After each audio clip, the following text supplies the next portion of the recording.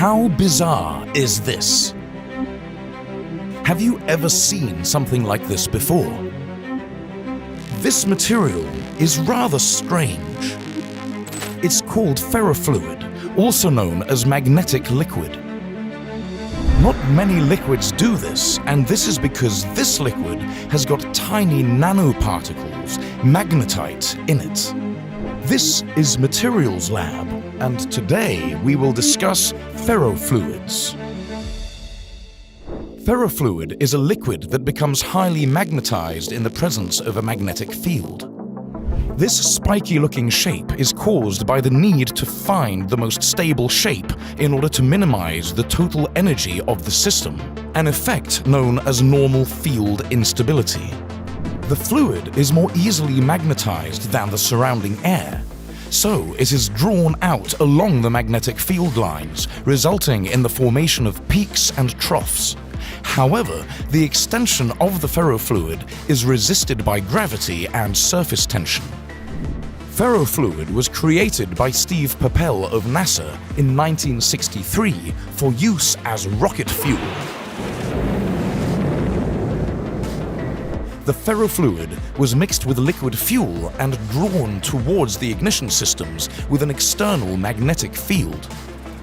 Ferrofluid is simply these suspended nanoscale particles in a carrier fluid, such as an organic solvent or water. These nanoscale particles are usually iron compounds such as magnetite or hematite. It's actually the same iron that you can find in beach sand.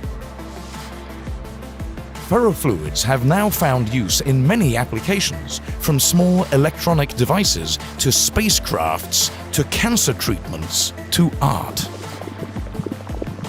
It's quite possible that you have some ferrofluids in your house right now. You can find them in hard drives, where they are used to seal the interior of the device. When magnetized, they form a barrier to dust and dirt, which could damage the delicate plates. Ferrofluids can have very high thermal conductivities, and their heat transfer properties are exploited in devices such as loudspeakers, where they are used to cool the voice coil. In a loudspeaker, the sound is produced when the voice coil vibrates, but this also generates unwanted heat. And ferrofluid will absorb heat around the voice coil and then be moved towards a heat sink as it is replaced by a cooler ferrofluid. As ferrofluids are visually different from the majority of other materials, they became an interest for artists.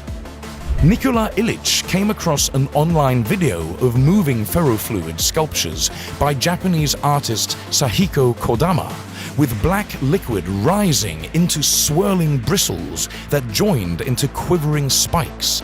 The artist-entrepreneur immediately wanted a ferrofluid display for his desk. A few years later, he created a company that sells ferrofluid in glass jars for those who are interested in seeing how it practically works.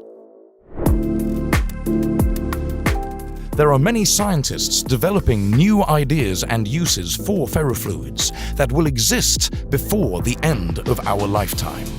For example, a team at the Harbin Institute of Technology in Harbin, China, published a study showcasing liquid micro-robots made from ferrofluid droplets.